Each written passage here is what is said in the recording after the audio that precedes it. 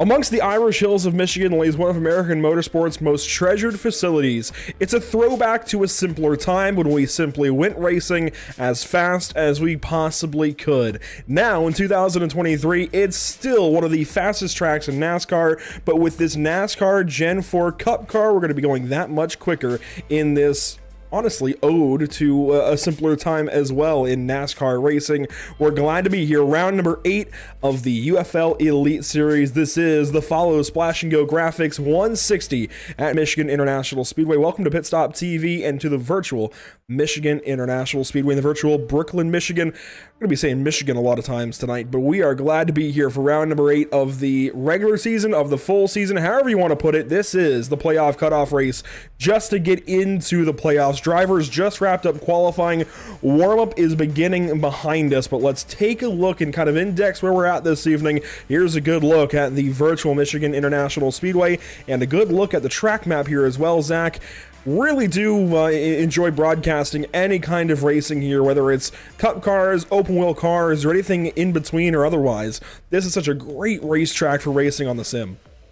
Yeah, Michigan, obviously such a great track. It looks a little similar to Auto Club because it pretty much is Auto Club in a sense, but it still has different characteristics. Tire wear isn't always the biggest factor here compared to, Fontana, but it definitely hosts a lot of great racing. We've seen IndyCar here. We've seen Craftsman Truck Series, Xfinity Series, obviously Cup Series has been here as well. This is the repave as well of Michigan, not the older one, which I have made many objections to considering we're the Gen 4 Cup car, but it's still going to host some great racing tonight. These guys have been talking about how their track is right now and how these cars are driving, so I'm excited to see how they're going to be able to handle it tonight.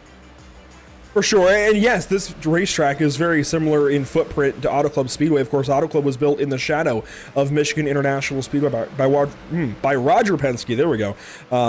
By Roger Penske in the 1990s, and was constructed to, of course, be just like Michigan, but a little bit different. It's flatter. It tends to wear the tires out more because of that flatter banking, and it's just both tracks are a whole lot of fun. But as we enter this evening for race number 8, there's a lot on the line here, and we're going to bring in a very special guy by the name of Anthony Rotolo to help us walk through these point standings. Anthony, you're joining the broadcast this evening. It's great to have you. Looking at where we sit, of course, now we can take the number 11 car, Corey Heim, out of the playoffs because he's not going to make it on points or on the win alone. He's got to point his way in, and considering he's not in this top 20, he's not going to be in the playoffs this season, which is a huge deal that not only takes out one of the strongest competitors for the playoffs for the championship, but also opens up that one extra spot and moves Justin Melillo above the cut line, whereas otherwise he would have been 11 points below the cut line chasing Andy Trupiano.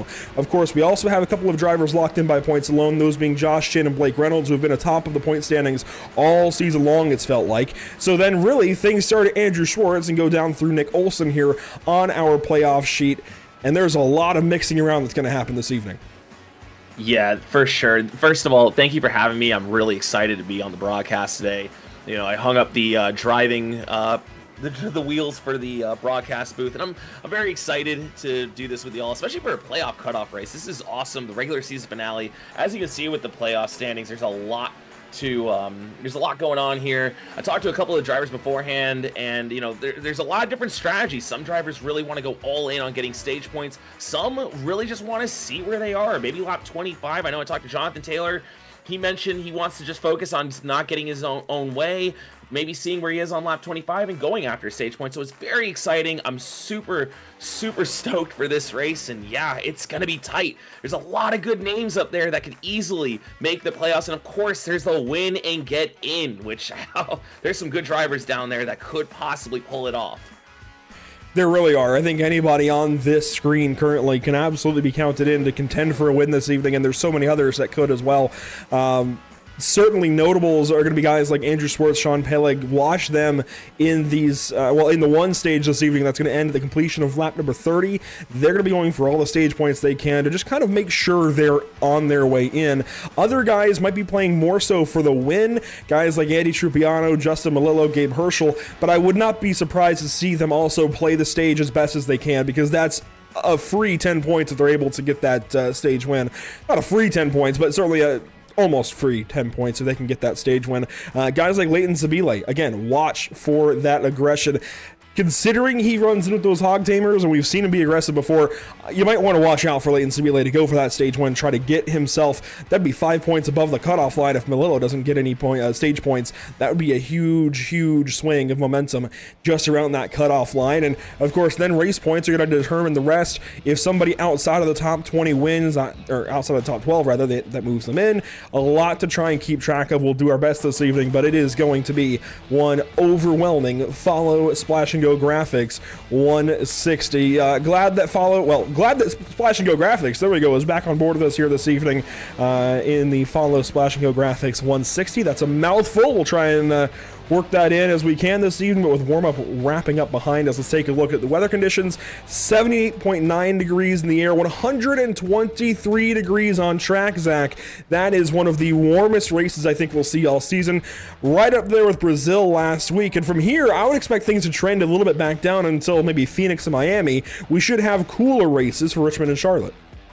Absolutely, and you see 123 degrees. That's not really uncommon for Michigan, but it's definitely not something these drivers want to see. It's going to make this track very loose, very slick, especially with the high horsepower in these cars. They're going to have to baby those throttles through these corners, and it's going to be a big change for them, especially moving into next week for the playoffs. You come from a super speedway, the high banks here at Michigan, to the low speeds of the short track racing at Richmond International Raceway. That is going to be one heck of a change for these guys, and hopefully we'll be able to see how these 12 drivers operate. I'll be back on the track there at Charlotte, though, so I'm ready for I can't talk tonight, Andrew. I'll be ready for that, but I'm also ready to see these guys go at it tonight. Let's take a look down our starting grid. On pole, a very interesting player to this whole group of whatever you want to call it. Nate Stewart on pole at Michigan. That's going to play interesting with these playoff points, trying to get into the playoffs, and everything else is going to come from that. Andy Trupiano going to roll off from the second spot in car number 16. Row number 2 brings us Josh Chin, the regular season champion possibly by points. We'll see how that goes for car 93 alongside Blake Reynolds. Both of those drivers locked in by points, the only two to do it so far. Aaron Smith, Dylan Roberts, they bring us row number 3. Row 4, it's Sean Butler making his return to the UFL Elite Series alongside Leighton Sabile. And finally, Ryan Vargas and Cosman Yanosho back there in row 5. Rolling through the rest of the grid, we've got Sean Peleg and Chris Wetz, who are rolling through 11th and 12th position. Not a bad starting spot for these guys, but definitely a little bit more to be desired. Corey Heim, someone who needs to get a win tonight to be able to lock themselves into the playoffs, starting 13th. He's got a little bit of work to do with Shane DeManitova right next to him. Morgan Bard and Dylan Poteet in 15th and 16th position starting spots tonight. 17th and 18th, we've got Doug Denice and Jared Wakefield in the 40 and the 72. And then to round out your top 20, Andrew, in the 19th and the 20th place position, Jonathan Palmieri himself and Tristan Hagenstein in the 20th position. 21st is Jason Alexander. Evan Allen rolls off from 22nd. We'll quickly go through the rest of the field. And actually, you know what? We're going to let that just kind of go by on the bottom of the screen because we actually have Whiplash SimCam's race details to talk about. Very important ones this evening as well. It's an 80-lap race with a 30-lap stage. The fuel window sits at just about 20 to 22 laps. That is going to play oh so important in this first stage because you can't get to the stage on just these tires and fuel alone. You could do it on these tires, but not on this tank of fuel. You are going to have to pit in stage 1 in order to make it to that stage cutoff. It looks like we're gonna get the extra pace lap. That is very helpful, I will say. But that is really, really important, Anthony. These guys have to play really intelligently how they want to play this first stage. And then, of course, we'll talk about stage 2 when we get there. That's a whole case of its own. But just in stage 1, Anthony, these guys could either come in for fuel only, kind of a splash and dash, probably a can and a half or so, just to be safe, or they can come in for a full 4-tire stop. That way they have a little bit of extra, and of course they have those 4 fresh tires. Oh, not to channel my inner Larry Mack, but I'm begging the crew chief for 4 freshies once I'm coming in. This track is going to be very, very hot today with 123 degree track temperature. And in practice, it looked like there was about 8 to 10% tire wear every 10 laps. So I would be wanting those tires every time, but that's going to make the strategy that much more interesting. What do? Are you going for the stage points? Are you trying to keep it on track? Is what I've heard. It's fighting to get loose off the exit, and it is unloading in the center. So look for some of the cars really fighting it out there. I'm really excited for this. Really cool paint schemes in the field as well. As you take a look through some of the cars, they fly by our statics around the track. A lot of cool drivers, a lot of important drivers making their return to the series as well. There was one driver you saw in the lineup, one goofball that we decided to have on the broadcast team this week. That is Zach Burtis. Don't worry, he's not in the field this evening. But Zach, it's good to have you back. Anthony, it's good to have you this evening. We've got the Follow Splash and Go Graphics 160 on tap. This is race number 8 of this 12-race season. We're about to send 12 drivers into the playoffs to fight for a championship, but not before 80 laps are completed here at Michigan International Speedway, down into the restart zone and ready to go racing at Michigan. We are green.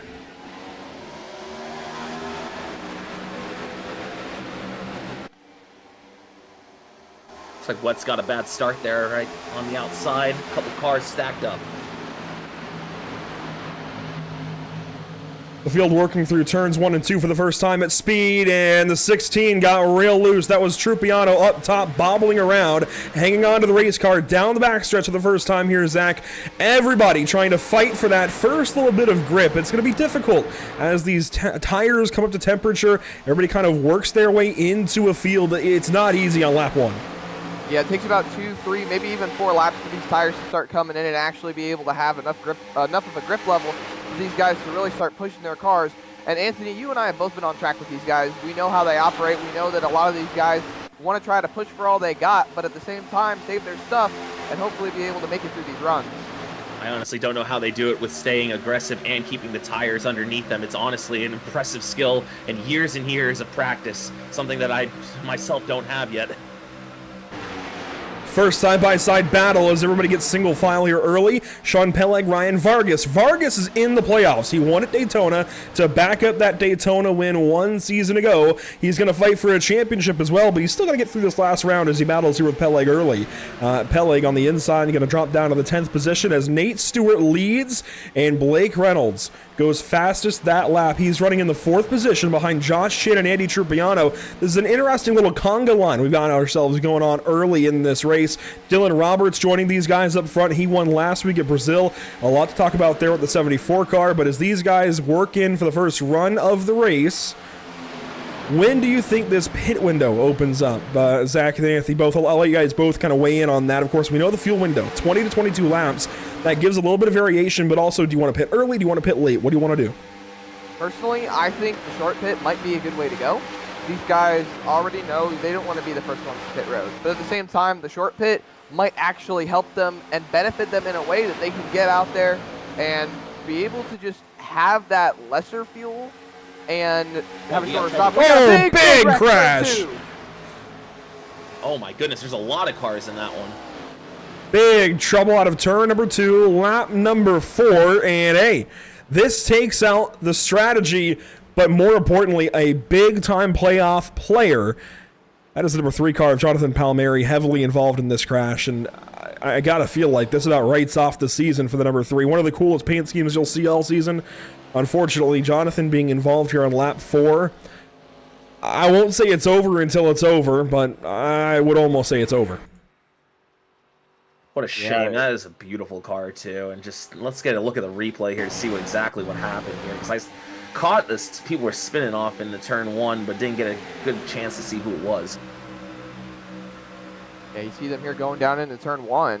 Palmieri on the outside. Oh, I think somebody, they're getting loose right in front of them. There's contact. Oh. And there it is. Dylan Poteet's beautiful 31 involved as well. The 0, the 20, those guys both from the Lickety-Loos. They did not apparently hear my comment last week about trying to change up those paint schemes, give us some differentiation. But that's okay. You guys caught on pretty quick. It was Doug DeNice in the 99 of Morgan Baird having trouble just ahead of the number 3 car that kind of kicks all of this off. Yeah, it seems like they're going at it quite a bit before they even get down to turn 1.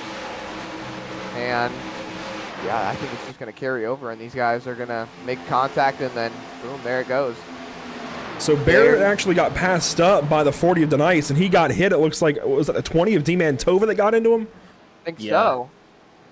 It's not like we can really tell them apart for the most part anyway. It looks like the 20 got into the 99 of Morgan Baird and just kind of all went from there, and he a little bit of some lickety-loo violence there with the 20, and I believe that's a 0 of Jason Alexander getting into him. Yeah, so here's D. Mantova off the top, trying to find a way by the 40 car. Denice is going to get by Baird in turns 1 and 2, who still doesn't have the right decals on that car, but hey, good to have Morgan back in the field. Dylan Poteet, really the most innocent of bystanders. He's just trying to race with these guys. Oh, man. Oh, that's a huge and look at hit Jared from the 0. Wakefield. The 72 came in, too. Gotta feel bad for Jarrett there. I know that it's probably not showing up on the screen, but I know he's running a special paint scheme this week. That's just tough to see the 72 getting involved in that one. On board of them here. There's the wreck. He thinks he can. I think he thought he could just drive through it. You saw the opening, but unfortunately, this is not Days of Thunder, and well, sometimes they do come back up the racetrack. It's challenging, man. That's such a quick reaction that you got to have, but racecraft here is so important because you got to be aware of the cars in front of you and what's going on up the road, and got more cars involved than you like to see. This early on, too, there's a lot of damage at 3, a lot of damage at 0. Poteet's got some damage on the front. That's probably going to be some engine issues. Thankfully, Dylan Smith not involved in this crash. He's just ended up back here the way things have worked out so far. Corey Heim, it looks like, will get our free pass and get back onto the lead lap. I think he might have missed the start, and sure enough, looks like he missed the start. Not sure why there, but glad to have the number 11 back in the field as we're getting ready to go back racing here shortly. Our race leaders, I think, just got the signal to double up. No, pace car, well, yeah, pace truck lights have been extinguished, so we have given them a signal of 1 to go to green flag racing. Things have changed out front. A lot of drivers pitted, a lot of drivers did not. Blake Reynolds is one of the takers, and this shuffles things really throughout the entire field, and you look at who actually came in. So Reynolds was one of them. Aaron Smith followed as well, and these guys all taking very short stops up front. I mean, talking about 5-6 seconds, that should just be fuel, right? Absolutely. I can't imagine, though, that they're going to be going 100% here because they fuel windows 20 and 22 laps, like we said. This is going to be tight coming to the stage break here on lap 30. Yeah, but I think these drivers are going to be able to manage it. We've seen how they handle under pressure, but a lot of these drivers, like we've been talking about all season long, still trying to make the playoffs, still trying to point their way in. A lot of these guys are going to make some moves, hopefully try to get those stage points early on. We might have seen people use some tires already. I don't know, but Andrew, we're coming back to the green, and I think it's about to heat up for this stage. I definitely think if you can make it through stage 1 without taking tires, as pivotal as they're going to be with these track temps, now at 124 degrees, if you can make it through stage 1 without taking them, you definitely want to. Try to get to stage number 2 with 3 sets of tires still in the bank, at least. Well, actually, these guys have 4 in the pits. Let's see if they can have all 4 going into that stage in case we get late yellows. Green flag back out at Michigan International Speedway. Lap 8 underway. Shot out of a cannon was Nate Stewart there. My goodness, were they asleep on the outside line?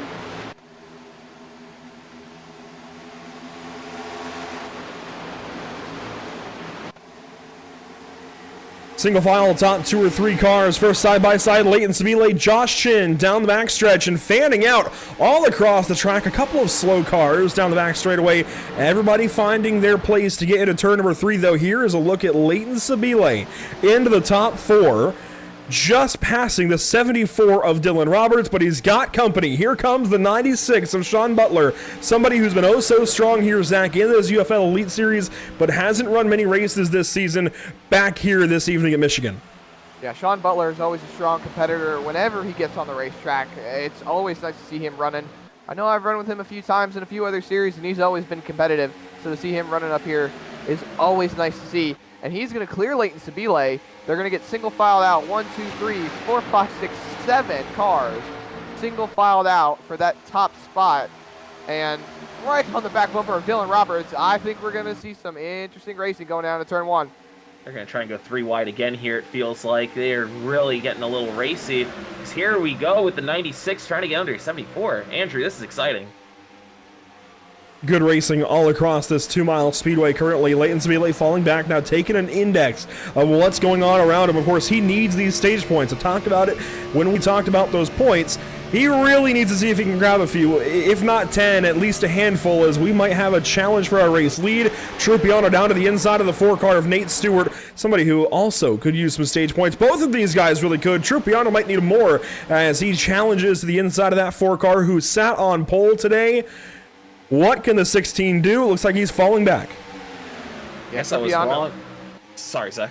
No, you're all good, Anthony. I know we both want to talk about this amazing racing we're seeing, and Trupiano is one driver who sits 13 points above the cut line, but a win to point himself in would be great, as Sean Butler is trying to make a move for third.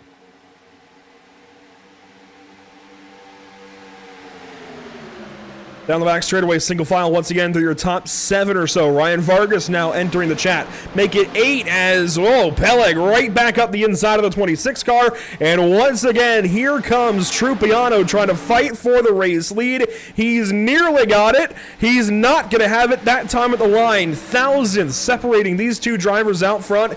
And it looks like the top 8 are doing parade laps. Yeah, there's 2 by 2, 4 rows deep. Vargas trying to see if he can make a move on Peleg still, and it looks like Trupiano might finally clear Nate Stewart for the lead. No, he's not going to slide up in line. Good job on him, not trying to pull a hard block. Butler falls in line behind Stewart. Sabile still trying to make the bottom work.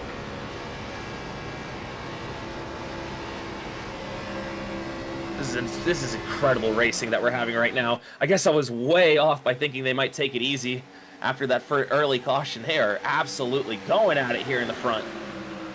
Yeah, you saw Butler get right alongside that 4-car in turns 3 and 4, and 1-car pitting. Aaron Smith, tons of damage. This is pivotal in the playoffs. He's got himself a decent cushion, guys, but he can't throw that cushion away here at Michigan. This is a track where he might not have the upper hand quite like a road course or even some short tracks. Here on this speedway, he's got to be perfect tonight. This is far from it. Yeah, Aaron Smith called out on the radio just not half a lap ago, saying he was pulling down to pit road. Not sure what was going on. I'm hearing a couple of other drivers are trying to take the pit road, and oh, look at that. I think that was Sabile pulling down into pit road, Andrew. It was, along with Ryan Vargas. This is a hog tamer strategy from those two drivers as they head down to safety. Anthony, what are they doing?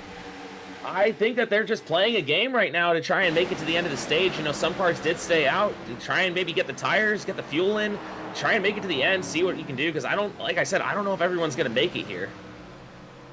Sabile and Vargas down to the safety of pit lane, taking at least 2 tires, if not 4. Let's see what they do. If they go up for the left sides, that's bold. Going up for 4 when some of these guys might be able to run this stage now on the fuel they've got. But up front, things changing. Nate Stewart down a couple spots, down to 3rd. And the 93 of Josh Chin hanging with these guys as we've got a fight for the race lead once again. A City Financial, number 16, that ran oh so well here years past, racing up front. That just feels like it should. A Roush type of paint scheme running up front at Michigan just feels right. Absolutely. Motor City not too far away as Dylan Roberts, I think, just hit the wall a little bit. Vargas came out right behind the leaders. Sabile right behind him. They are going to go a lap down. I don't know how well this is going to play for them. Sabile needs as much stage points as he can get. Look at Ryan Vargas, split him 3. 3 wide, Vargas through the middle. It looks like he's going to go and try to get himself back on the lead lap the hard way as Nate Stewart ducks to pit road. Anthony, I think we've got some strategy going on here. Absolutely. They are all seemingly wanting to split this stage in half, even with the caution. It's tough there for Vargas and Leighton. I think they wanted to get out in front of these guys to have some clean air. That's got to really hurt them looking for stage points here at the end of this, especially for Leighton. As much as it hurts them, it also hurts the guys they're racing with. It's slowing all of them down. It might equalize, we'll see. As car 4 was in the pit lane that lap, he is headed back out. There he goes.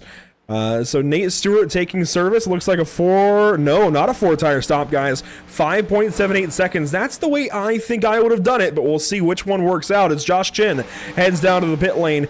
The regular season point leader. This guy is a big threat for the championship, sheerly by consistency. Now, he could get clear through to that final round at Homestead by points alone. Problem is, guys, you've got to win that last race, more or less. You might be able to do it from 2nd or 3rd if nobody else beats you that's in the final 4, but realistically, you at least have to go in expecting to win that last race. He's had speed, but he hasn't been able to close the race out just yet, Zach. Yeah, Joshua Chin's still been one of the fastest and most competitive cars all season long. As Dylan Roberts is starting to take his way down to pit road, he might have a few cars following him. coming in a little hot. Got the 79, Bear Paul Hemus right behind him. Sabile goes fastest on the racetrack. Looks like those new tires are really helping him out, but the caution is out on the racetrack. Adam Kodal in trouble. Big damage on that number 33.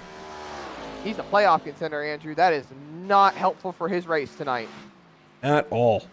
And Another oh boy. Another bubble driver in trouble here. That's Look at how much he's got that wheel cranked going down the straightaway right here. Oh my gosh, he can't even keep a handle on it. Hold on to her, Adam. You got it. The 3 in trouble on lap 4. The 33 in trouble on lap 18. That's not good. 70 in trouble too early on. He got some damage on the car. That's right. Yeah, we saw Aaron Smith down the pit lane just a few laps ago. We might be able, under this caution, if this is a straightforward enough replay, might be able to see what happened to Aaron. But he's had a lot of issues, it seems, early. Here's a look at Adam Kodal, though. The number 33 car washed up the racetrack. There was trouble ahead. Poteet was sideways. And wow! Oh, that's huge. Alex Bates involved. Demantova and Manon Rahman. Bates also a playoff driver as well. There is a lot of shakeup for bubble drivers tonight. And if you're Leighton Sabile, or if you're any other driver sitting on the bubble Tripiano, that's the kind of thing you want to see right now. Obviously, if you're one of the other drivers trying to point your way in, that's not exactly what you want to see. And these drivers really letting it all hang out tonight. That 20 car was very loose there in the middle of the corner. I talked about the unloading, and oh, man. Manon Rahman trying to get by on the top side. One car got by on the bottom. That was the 29. It looked like a Paul Alphabet soup. But they just... Yeah, they really wadded up big time. A couple of close misses. You mentioned the one briefly there of Dylan Smith. Great wreck avoidance from him. That was a fantastic job by him. Fantastic job by the 29 too. I mean, that could have been a lot bigger. The 44 looked like he had nowhere to go there, and that's just unfortunate, especially for Alex Bates, who honestly has had such a great season. Just unfortunate that he gets caught up in that incident. Everybody headed down the pit lane. Right back at it, guys. Right back in action. You see the 70 headed down as well with his right front damage. Even Nate Stewart. So even guys that pitted under green there coming back in for service, making sure they're topped up on fuel. Anthony, why is this important with our fuel window? Well, the way things are going with about 20 and 22 laps, we're on lap 20. This kind of puts them in a position where you can look at it, where you can maybe go 42, 64, and you're good to the end of the race. You might not even want to pit underneath the stage caution at this point, giving you track position. You might be giving up some playoff or stage points here, maybe a potential playoff point, but at this point, try and figure it out. Know where you're going to be at the end of the race, because that's the big payout.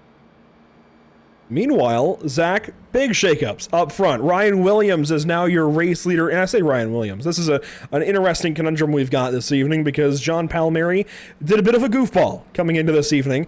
Ryan Williams ran for Ryan Pistana last week, and to do so, Pistana's nickname was changed in the league to be Ryan Williams. And Ryan Williams, of course, the designer over at Junior Motorsports, did a fantastic job last week at Brazil. But Pistana is back behind the wheel this evening. However, that nickname not changed back over. So, not what an idiot from DBC, but maybe what a goofball. John Palmieri winning that one this evening. Possibly. We still have time to go as Ryan Pistana takes over at the front of the field ahead of guys like Ryan Vargas, Leighton Sabile, and others. And this is really interesting, Zach, because you have 7 cars who pitted under that green flag run that are all choosing to stay out. Would you or would you have not done that? Well, Andrew, at the same time, and Anthony, you might be able to back me up on this. These guys already took their first set of tires. If they pit now, take tires to be on the same playing field as the other guys that pitted, they're just going to waste a set. They don't want to have to really worry about that. So at the same time, it might just be block central and see if these guys can hang on to their spots and be able to walk away with some stage points on maybe about 4 or 5 older lap tires. Absolutely, I agree with that statement, Zach. Just basically, if you've already got the tires, don't waste another set. Don't burn another set. If you're going to top it off with fuel, you're still making it to the end of the stage anyways where they pit.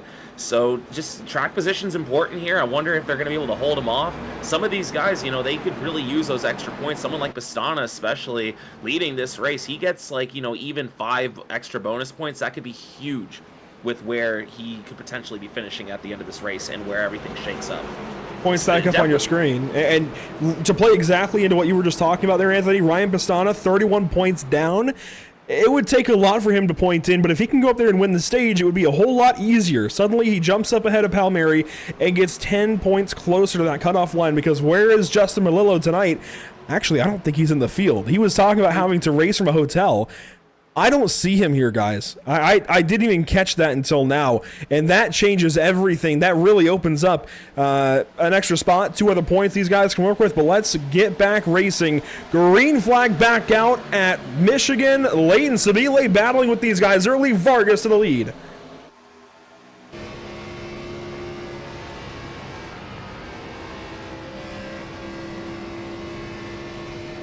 And down the backstretch, a very clear picture of how this restart's going to go. I don't think Ryan Williams took tires on his stop, guys. Straight back through the field, getting split 3 wide by Butler and Peleg. And in turn 3, it's going to get worse. Yeah, but Pastana still has wiggle room tonight. You've got Palmieri out of the race. Austin Moore is not here. There's still room for improvement for him to be able to take advantage of situations going on the racetrack. But he is just continuously dropping as Vargas and Sabile are clear of the rest of the pack on the tires that they have. But how long will it last as Paul Heeman has made his way up to third? Chin right behind him. But I think they're wrecking behind. They are. Ryan Williams is in it. Huge playoff implications. He stayed out to try and play the strategy, and it has completely unraveled and backfired. I don't think I've ever seen a strategy backfire on somebody quite that quickly. Remember, Pastana, not Williams. Still little goofball moments here and there, but we're still working with it. Down to turn 1. Here's a look at what happens to the 43 car of Ryan Pastana. Up the racetrack, couldn't quite trust it into the corner. Got tagged by Jonathan Taylor. That is a teammate. Oh no, that is a teammate. That's tough. That's not what you want to see for Alpha Prime there. Oh, goodness gracious. And you got Gabe there too. Wow, my goodness, they were all running together and just got tagged. That's so unfortunate. But look at the positives here. Look at the positives to take away from this. I don't think Pastana has too much damage on that race car. He, yes, smacked the left side wall, but he didn't really take too big of a hit. He didn't take any nose damage.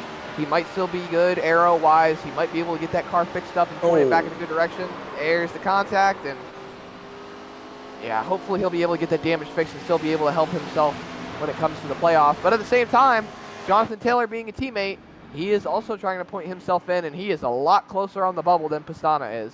I know you're trying to find that silver lining, Zach. That wheel should not be that far over in the corner. You should not be at 1 o'clock making a left turn. Unfortunately, it's hard to say that this is season done for Ryan Pastana, but I really have to believe, based on the point deficit behind the cut line coming in, I know it gets a little bit better with Melillo not here. I feel like if he's not winning this stage, he has to win the race, and he's certainly not winning the stage. I really don't think he's going to win the race with that damage. It is an unfortunate set of circumstances. You see him on pit road, taking right sides. He might take 4 tires here as well to help with that strategy call that he ended up making. And Doug DeNice out of the pit lane, only topped off on fuel, as well as the 50 of Allen. He actually heats up tires as Adam Kodal is still trying to get that damage fixed. And here comes Jonathan Palmieri. Anthony, this is a tough day for this guy. Got this paint scheme done specifically for this race. Very happy with it, as he should be. This is top-tier graphic design from a NASCAR in-house designer. Unfortunately, it's a little bit dented, we'll say. Yeah, it's not looking great. And honestly, shouts out John. He painted all my cars this season. I know you all love the Timo Glock one last week. He does a great job. He is a master at his craft, and he has done a different paint scheme, I believe, for just about every race. Unfortunately, this one not looking as pretty with all the dents right now, but still a beautiful looking car nonetheless. Hopefully he can get back out there and get some positions back. I believe he's back on the lead lap now. It does look that way. He is back on the lead lap, the last car on the lead lap, though, as he'll be exiting the pit lane here. I want to come back to point standings briefly and kind of recap where some things are at. So if I bring up my handy-dandy telestrator, Josh Chin, Blake Reynolds, cross them off the list. We're not worried about them this evening. However, Sean Peleg, he has done well. Nate Stewart has done well. Aaron Smith, we'll just draw a line because he's struggling. He's back out there. He's got damage, but he's struggling. Chris Wetz, really a quiet day. We won't even draw a line or anything next to his name. Trupiano's been great. Malillo, not here. Let's cross him off. Herschel, he's been, again, kind of quiet. We'll leave him off for now. Savile has been great. Taylor, quiet. Bates, I believe, was involved in an accident, and he is 26th.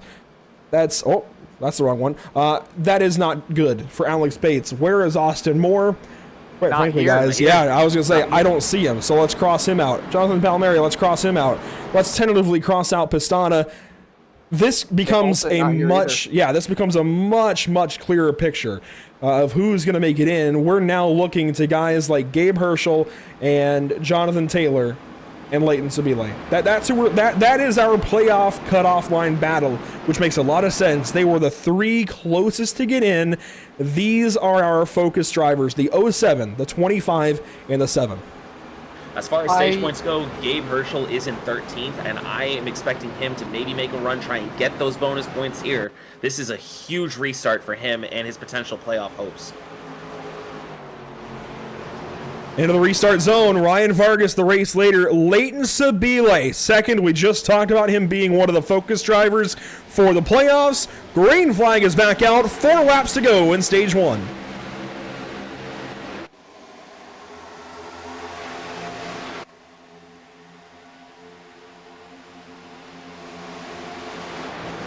The action picking up quick on this first lap from the restart. Sean Butler drops into the 5th spot. The top 6, now top 8 gets single file, but here comes Butler looking on Bolhemus. Barrett's been good this season, but he hasn't been maybe top 5 good, maybe top 10 good, not so much top 5 good, and I think we're going to see a couple of cars kind of eat him up on this restart and try to spit him out.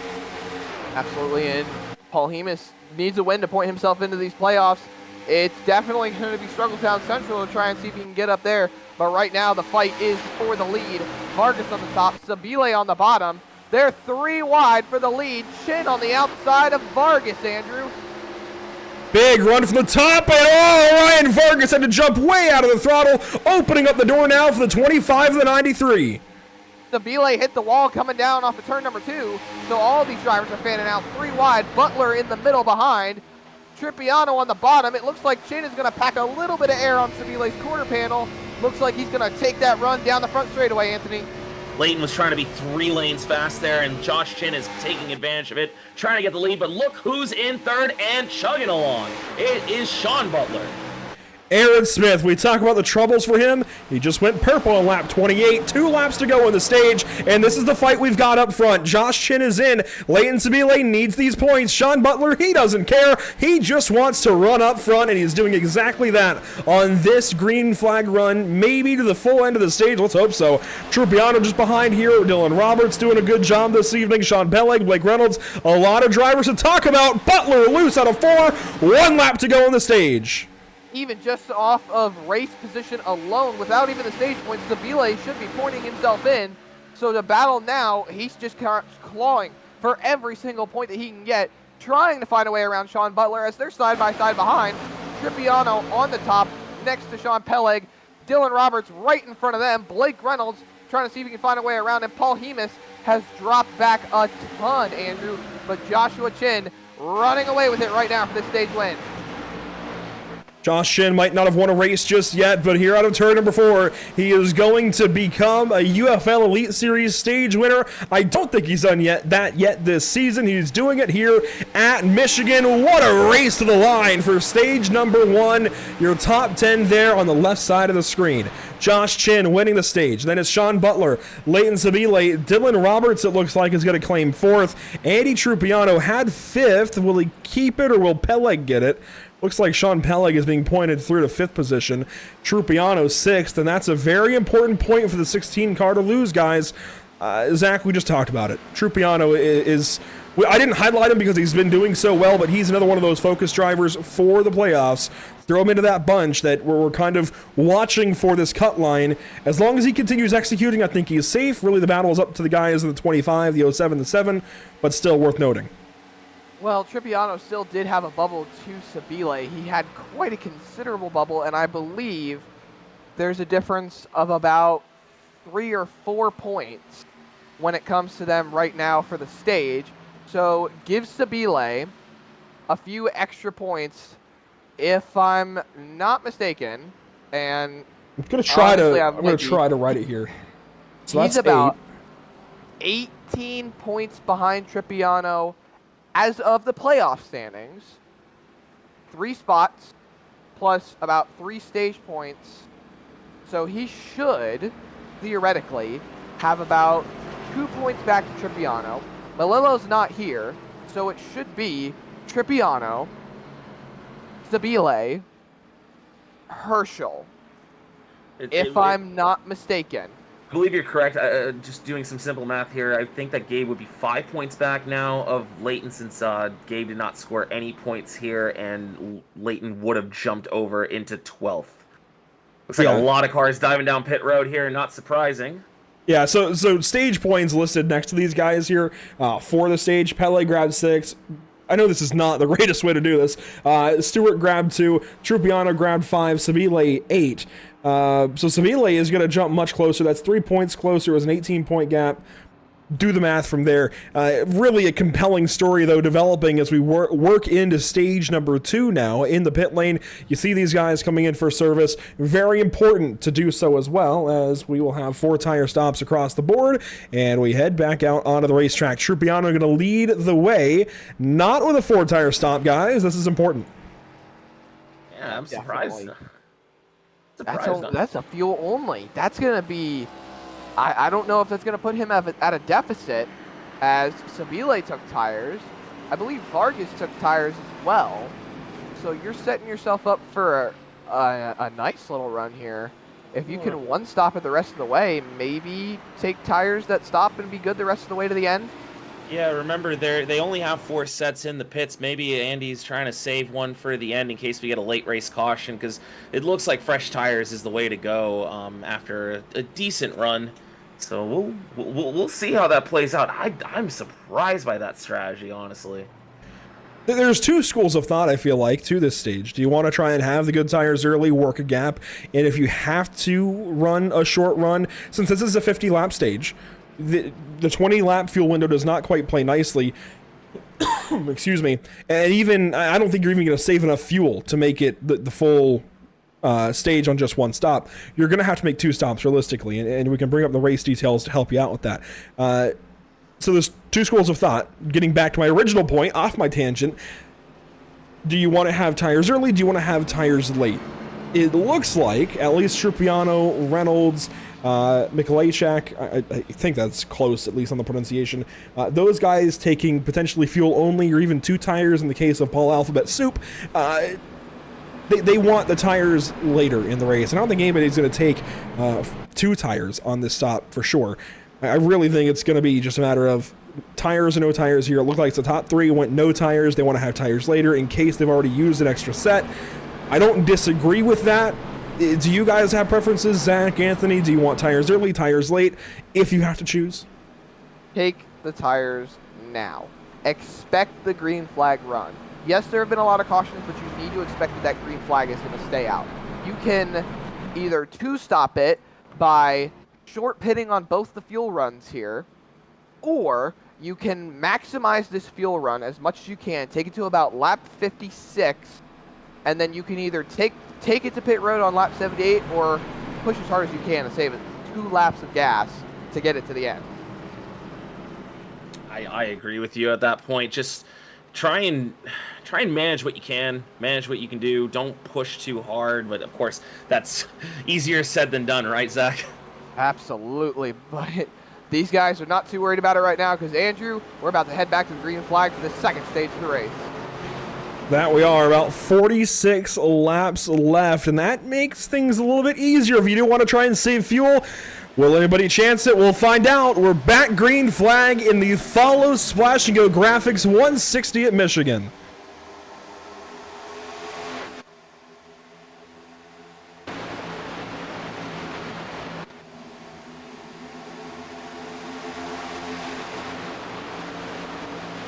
And back down the backstretch the first time now in stage number 2. Side by side, not for second, not for third, not even for fourth, but for fifth. Sean Peleg going to make a move around the bottom side. He clears 2 cars, goes ahead of the 4 car and the 29.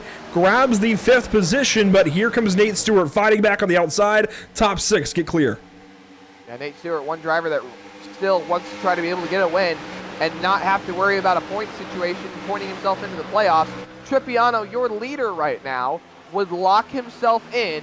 That pushes drivers down like Aaron Smith closer to the bubble, but helps drivers like Leighton Sabile, who don't have to worry about a fight forward for drivers trying to point themselves in. That call for fuel only by Tripiano looking good on this restart. He's got a pretty powerful car out there, leading pretty good against one of the better drivers in this field, Blake Reynolds, and a very hungry Leighton Sabile right behind him. Yeah, I mentioned Leighton Sabile has been aggressive in the past. I think he will be here this evening as well. He wants to fight for a championship. He really can't afford not to, I feel like, just because I believe he was in the playoffs last season. I mean, you got to back that up, right? You certainly want to, at least for bragging rights. To say you're in the playoffs every season or whatever, he definitely wants to go up there and get back into the playoffs, and doing so from behind. Of course, he missed Daytona, had Chase Cabre race for him in that round. And Chase Cabre is a whole conundrum in and of itself. He's run a bunch as a sub-driver, became his own full-time driver in the series. Not here this evening, but got that win at Bristol to put him into the playoffs. That'll be a fun talking point as we unload at Richmond next week. But here we go. Down to the inside, Blake Reynolds showing that he has absolutely got the better car right now. Drives to the inside of Andy Trupiano, looking for the race lead in 1 and 2. These guys are on the same strategy. Neither one took tires under their last stop under that previous caution, but they are leading the field. Yeah, Blake Reynolds knows he has a stronger car right now, and he wants to get that car in front because look right behind him.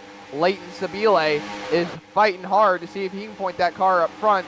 You've got drivers like Ryan Vargas who are fighting with Tristan Hagenstein right now. And here's the fight for the lead. A little loose underneath. Sabile is going to have a run. Could we see 3 wide on the front stretch? Blake Reynolds is going to clear, and he's going to come down right in front of Sabile to hang on, lead that lap at the line.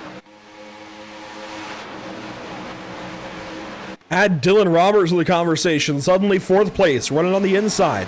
Andy Trupiano outside, but these guys are all packing up. I have not seen Gen 4 cars race at Michigan yet. This isn't quite what I recall. I mean, these guys are really packed up right now. I guess something to do with this new Michigan International Speedway banking, pavement, whatever. These guys are packed up. This is crazy stuff. And look who's in 7th. Anthony, this guy has come back from the dead nearly. Aaron Smith back in the top 10. He went purple not so long ago, and he's into 7th position. He's not done at all. I was going to say, Andrew, I saw a yellow bullet back there that was chugging along, and he has found himself up into 7th, I believe, right now, you said, and he is taking the battle to these leaders right now. Very exciting stuff. We got the top 11 all under a blanket right now. And here comes a fight to the inside for the race lead. Leighton Sabile, first driver on tires. He drops down to the inside in 3 and 4. Can't quite get to the inside of Blake Reynolds as we come around to complete half of this race. Cross flags at the flag stand. 3 wide for 2nd, 3 wide for 5th, 3 wide all throughout the top 10. Andrew, we were 4 wide there for a second. Blake Reynolds slid right up off turn number 4, opens the door for Nate Stewart. They are side by side trying to fight for this lead as hard as they can. Dylan Roberts up on the top, Sabile on the bottom. Vargas has worked his way up into the top 5. Aaron Smith right behind him. Peleg trying to see if he can hang tough on the bottom, but Nate Stewart clears Blake Reynolds for that lead position, and it looks like Blake is going to drop back way, way back. They might be 4 wide back there. Hello, Nathaniel. Hello, 4 wide. Nate Stewart in control. And look at this rat's nest. Anthony, when do they crash? I don't want them to. Keep this going the whole fuel run here. I am absolutely in love with this racing. They are trying to go 4 wide. Andrew, I wouldn't even be surprised to see him try 5 wide down that very, very long front straightaway. I wouldn't be surprised. Battle for second, though, fizzles. Battle for third picks up. Pet leg to the inside of Roberts, as now here comes Sean Butler on the inside of Tristan Hagenstein. He bobbled up the racetrack in response. He's alongside the 79 of Polhemus. Butler going to bobble off of the yellow line down low, and they continue to fight three, but they are not making any advancements. They're falling back, all three of those cars now, to Jonathan Taylor in the 7. That is your top 10. Taylor's the last driver in the top 10. Oh boy, everything has changed up front, and suddenly we've got a whole new host of players, some old, some new, as Nate Stewart takes back over. Remember, he qualified on pole. He started out front. He led the opening few laps here at Michigan. This is just a return to normalcy for him as caution flag is out. Oh, that's Jonathan Palmieri once again. It looks like he's got some more damage on that car, but it looks like he's going to try to get it back going at least, as a lot of these drivers' tempers are flaring. Track's hot. These drivers are hot. They're trying to do everything they can to get any position they can. Trouble for the driver of the 3 once again. Earlier I said I wouldn't say it was over until it was over. We might be saying it's over here for the 3 car. Jonathan Palmieri, what happens to him? Something happening with Manon Rahman and Dylan Smith, and Palmieri nowhere to go. A victim in someone else's incident. That's so tough to see. On a list of things you hate to see, that is at the top. Absolutely. I've been caught up in so many of these this season with just kind of not being able to move, not having anywhere to go, and just look at that. Monty kind of slides up into Dylan there. Just nowhere for John to go. A lot more damage. Monan's been in a couple of wrecks too. It's been a tough race for those guys. Yeah, Manon Rahman absolutely has been, well, was a super sub, I think, last week for Corey.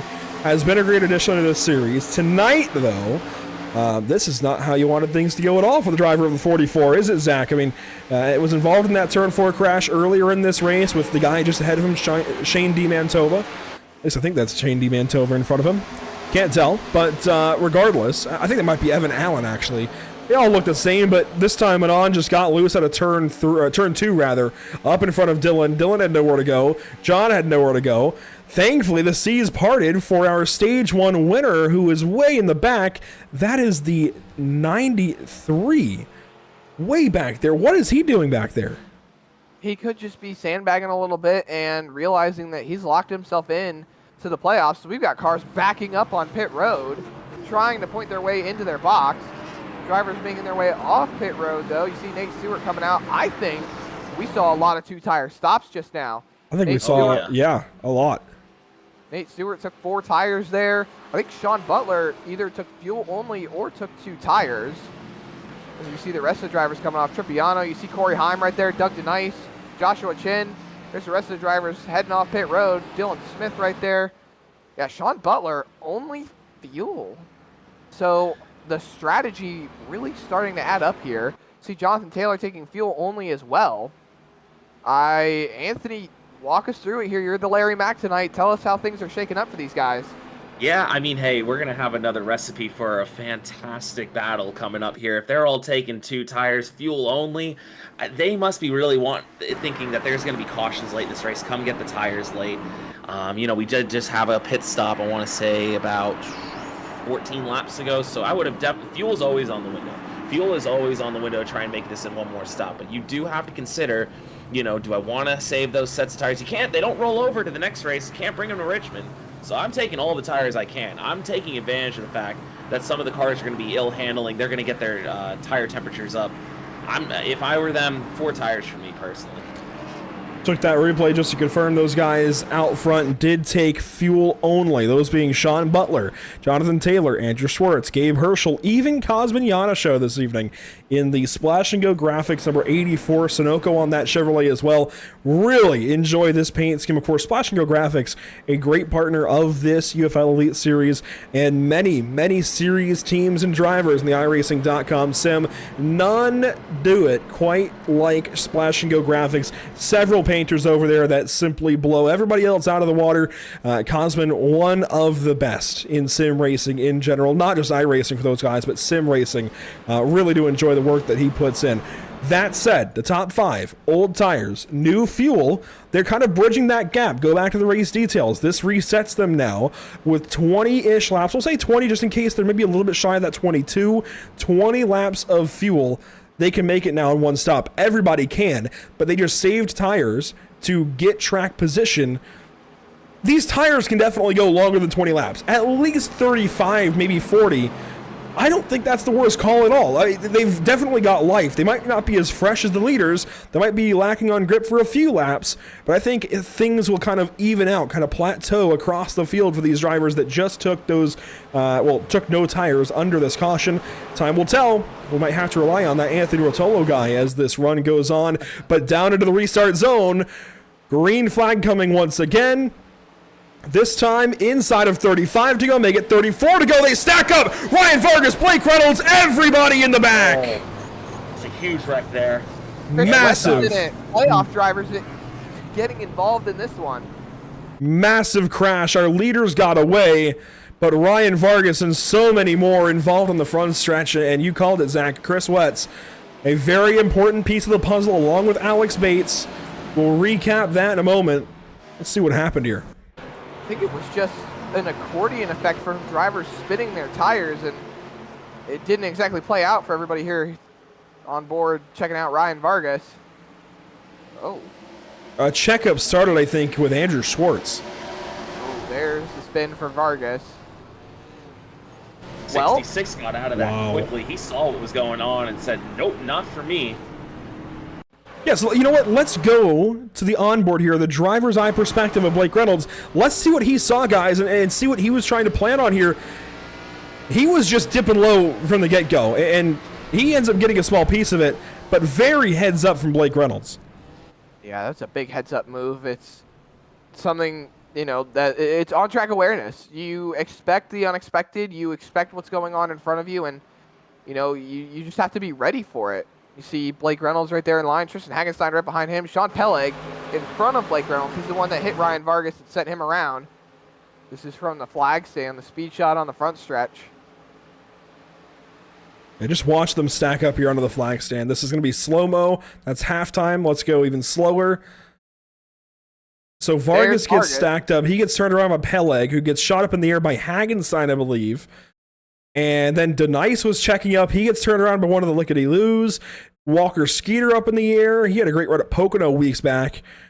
Several cars get by, several not so lucky. Those being the 71 of Chris Wetz, the 8 of Alex Bates, the 33 of Adam Kodal. A lot of important drivers to this playoff fight involved right at the flag stand. Nowhere to go. If I'm not mistaken, Peleg is also a driver trying to point himself into the playoffs. I think he's either above the cut line or he is well above it. He had 29 points coming into tonight. I would consider him safe. He even grabbed more stage points, a couple at least. He's safe. Really, we're looking to Trupiano and Wetz as far as having trouble. But even Wetz has a lot of points to the cutoff line. I think he's going to be safe. Wetz is looking better as this race progresses with some of the guys below the cut line having issues. But yeah, he still can't afford to have any mistakes like that. He told me before the race, top 15 was his goal. If he can get stage points, great. If not, top 15 was the goal. And this is just making it a little more challenging now. Yeah, these drivers are just trying to figure out what they can do and what they need to do as this changes the fuel run dynamic. They went green on lap 46 coming to lap 47, which would have set them up to be able to pit on lap 68 for a 13-lap run to the checkered. They'd be able to take tires. They could even short pit if they wanted to get tires early. The strategy call would have worked out beautifully. Now we're setting it up with these drivers that are out in front that didn't take tires. They're able to save gas. We don't know how long they're going to be able to go for as we see everybody coming out of the pit lane. Sean Peleg, Ryan Vargas fixing a little bit of damage and getting back out there on the racetrack. Walker Skeeter in that group as well. Evan Allen, other guys here. Great points made there by Zach. Anthony, what do you think as everybody kind of gets turned around, flipped upside down, and the strategy game I don't think gets much more complicated or much more simple. It really is just staying as complicated as it has been. I don't envy Larry Mack right now trying to think of all these scenarios and all these strategies, and I don't know how he does it.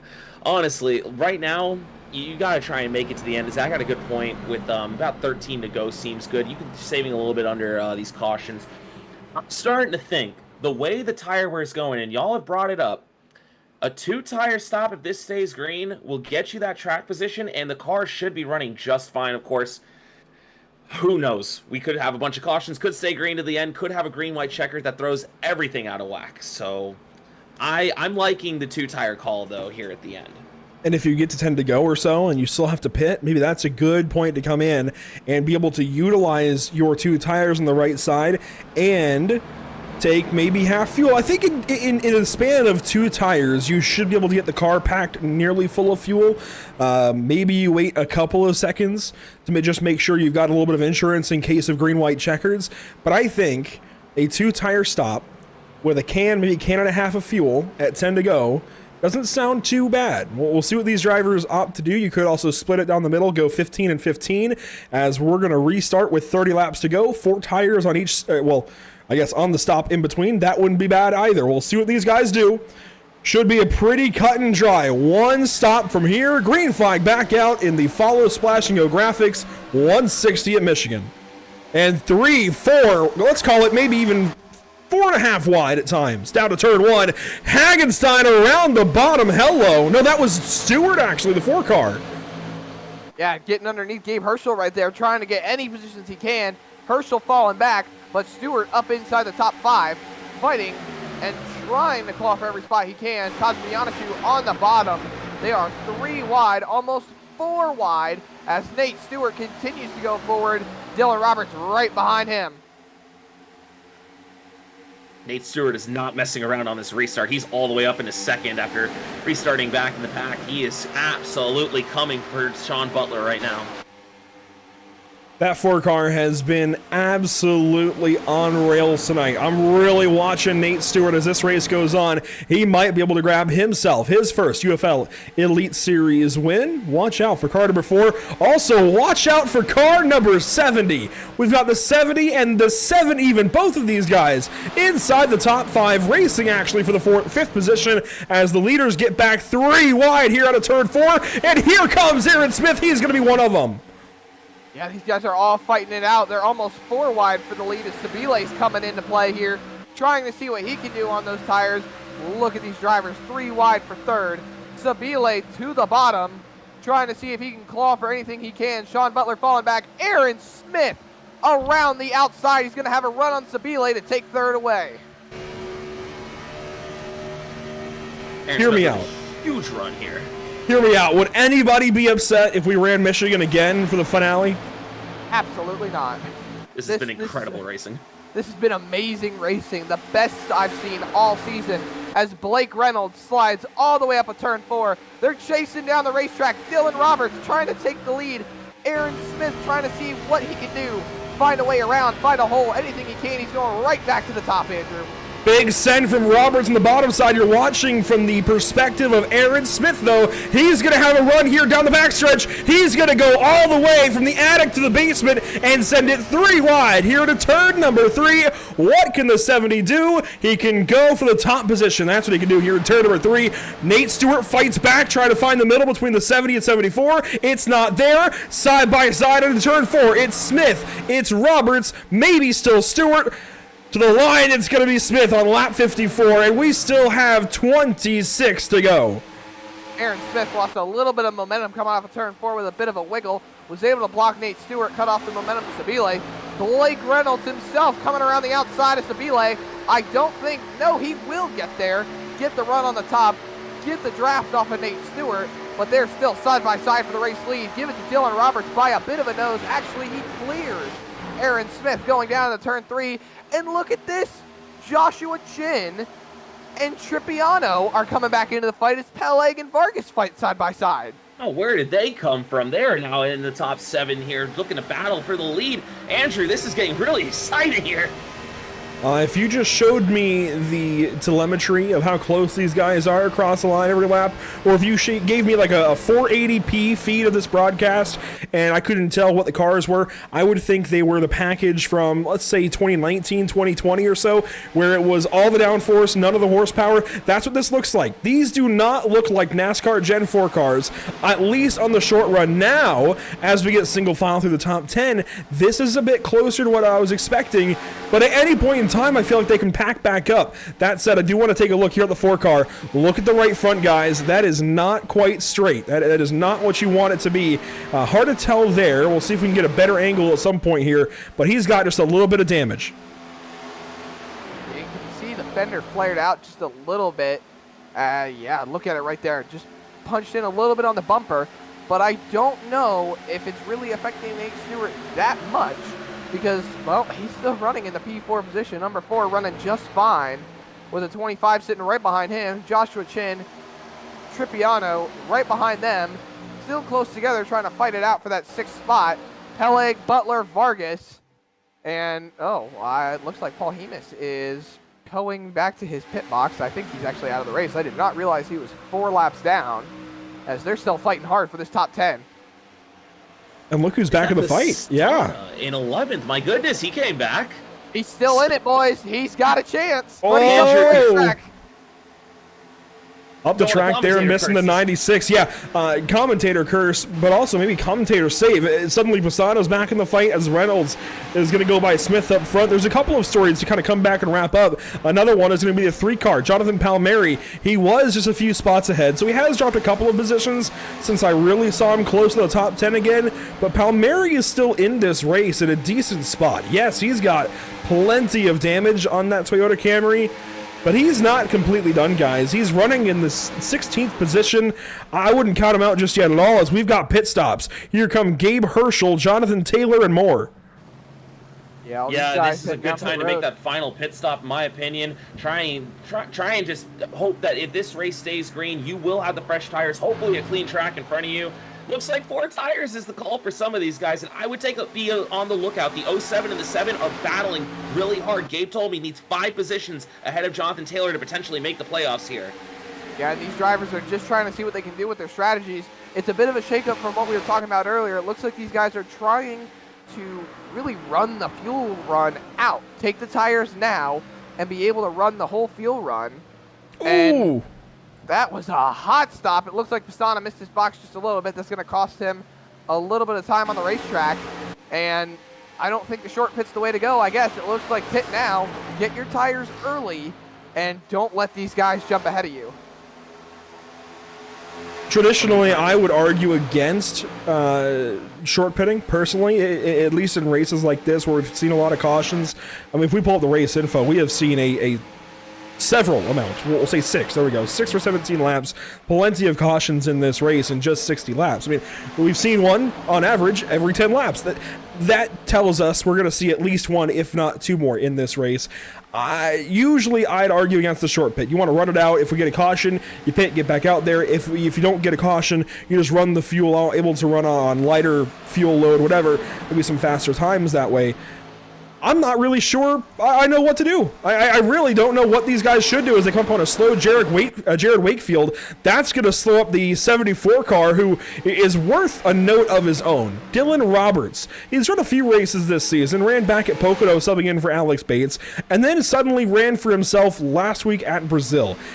And this driver, I don't know where it came from, Zach. You and I were on for that one. Of course, Blake Reynolds was the other strong driver in that race, along with Aaron Smith, as these two fight it out once again. Blake, we thought, had the field covered. Dylan Roberts said, not so fast, and won Interlagos in one of the most spectacular performances I think we ever could have asked for. And he's back up front here at Michigan. Yeah, Blake Reynolds was able to get in front of Dylan Roberts. Roberts got really loose coming off of turn number 2. Got a little bit of air packed on his nose. Didn't really help his exit speeds. Nate Stewart reeling him back in, as we see guys like Aaron Smith falling back a little bit. Tripiano coming in. And there's the 67 right there of Andrew Swartz. Let's see what he does here. A little hot into the box. I think he went a little bit too hot. No, he made it in his box, actually. He's not the only one. Here's Walker Skeeter in the pit lane as well. And these guys are just clinging to the back end of the lead lap now, same as Ryan Vargas, who is just a little ways ahead of the leaders, right in front of the leaders, actually.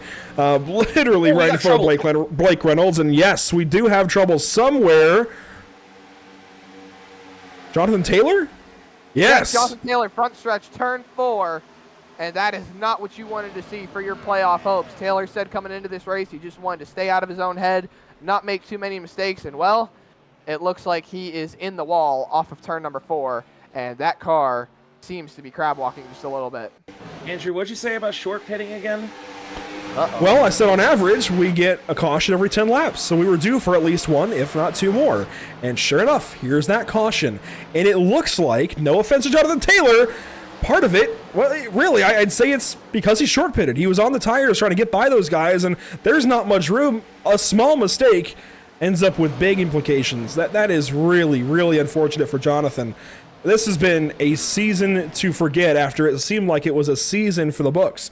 He started the first few races better than anybody else. Josh Chin really only took over after about race 3 when this guy's luck turned around because Taylor wasn't winning races, but he was the most consistent of anybody in those opening few races. Since then, the luck has completely gone south. And tonight here is just a continuation of that. Barely grabs the apron. Up the racetrack there to Trupiano, who saves it. But Jonathan was not so lucky. I think Jonathan would have been a little bit better off if he spun it to the left. He would have been able to hang on to it a little bit better. Just a big overcorrect. It's very easy to do in these cars. It's so difficult. They're always on the edge constantly, all the time. And you can see here just how fast he is on those new tires, rolling up incredibly quick down the backstretch on Aaron Smith, and that left front tire is just going to grab the apron a little bit. It's going to upset the car, and he's just going to go around and making the move right here. Yep, there it is. This is a big hit to the outside wall. It doesn't look as bad. Of course, we are watching on a sim. But that's a pretty big hit to the car, at least. Maybe not to the driver in this case, since it is ones and zeros, but at least to the car. That's a pretty large hit. That's not something to be taken lightly, especially in this particular car, the Gen 4 car. That's going to be a lot of damage to the 7 as he goes ahead of race leader Ryan Vargas, who stays out under this yellow. He's, of course, got that damage from the crash where he got turned around on the front stretch. But he's going to stay out, it looks like, and at least take a lap lead, if not, try and lead us back to the green. He pitted 3 laps ago, and now everybody is going to be good to go to the end. All right, Anthony. We've talked fuel strategy. We've talked tire strategy. But how about this? Let's talk strategy on the fact that you have damage. Your car is at a disadvantage to everybody else, and you still need to point your way into the playoffs. Yeah, so that really changes a lot of things. You know, you can make that car like 3 lanes fast if you think you can do it, but you're going to make some enemies out there. You're going to have people wanting to run you over. You're going to have people wanting to move you, and they trust me, this series, they will try and move you. So, I don't know. I personally, track position is king here. Stay out if you got it, but yeah, don't be surprised if someone comes knocking on your door and trying to get you out of their way. Well, I say this because I see Jonathan Taylor staying out, taking a wave around. Even with all that front-end damage, he's just got one thing on his mind, and that's get into the playoffs. Don't try to... He's only got a few more laps to be able to try and point himself in here. Sabile, Herschel, they've had great runs tonight to be able to keep a hold of their points. He's got to pull a Hail Mary. He's got to do something, doesn't he, Andrew? Definitely has to try. I don't disagree with this at all. I will say Herschel has really, really been quiet. He's 18th as we line up for this restart with 13 to go, 14 to go once we go back green. He's got to try something. He has to stay in the race. He can get all the damage that he wants, but if he's a lap down, that's not going to help him. So he's trying to get back on the lead lap, hoping for another caution, and now break out those trends again, break out those nugs. We're still due for one more caution, I'd say. 7 cautions in 66 laps. We're due for at least one more. I wouldn't say 2 necessarily because these guys, I think they want to get this race done with, but we're due for one more. Let's see what happens here on this restart. 14 laps to go. That's the distance. Slow into the restart zone. Vargas fires away. We are back green at Michigan.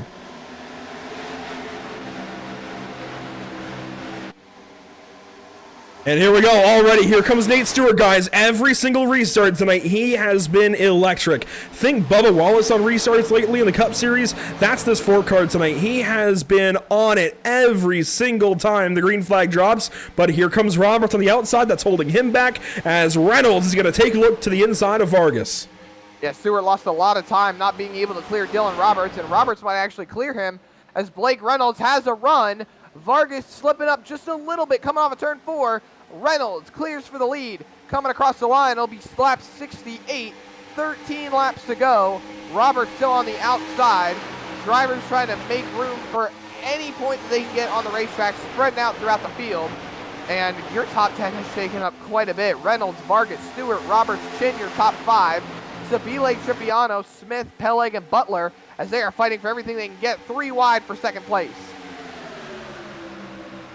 Here comes Josh Chin, back in the top 5. He was at the very back of the field not so long ago, all the way down there in 28th position, suddenly back in the top 5. He's your regular season points leader. He won stage number 1, likely will be your regular season points champion, and right now he's trying to get that race win that has been oh so elusive this season as we take 12 laps to go, and Sean Butler was fastest that lap. He's back in 7th. Here we go again. Taylor. If your name is Gabe Herschel, you want Blake Reynolds or Nate Stewart to win this race. Actually, not even Nate Stewart. You want Joshua Chin to win this race. You want to see a repeat winner. You don't want any of your points getting jeopardized or any driver that's below you getting this win tonight. And there are a few drivers that are running up here that could pull a bit of an upset and knock some of these guys out of the playoff contention tonight. Josh Chin, Nate Stewart side by side. Take a look at Josh Chin here. He has been absolutely chugging along, trying to get back into the lead after winning stage 1. He is definitely pushing, but the inside just doesn't have a lot of momentum as you see Josh Chin slide up there. You know what's interesting, guys?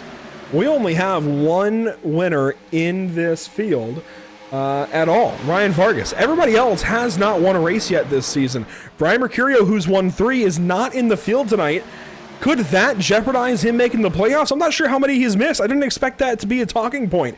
Ryan Vargas has had trouble. All of these guys up here are winless aside from Dylan Roberts. So of the drivers going for a race win still, and I guess Corey Heim, if he's still in the field, he is 11th, but he's not in the playoffs. He's not going to make the playoffs, I think, even with a win, as we are side by side, nearly door banging with 10 to go at Michigan. Would you expect contact nearly for the race lead with 10 to go at Michigan? I wouldn't.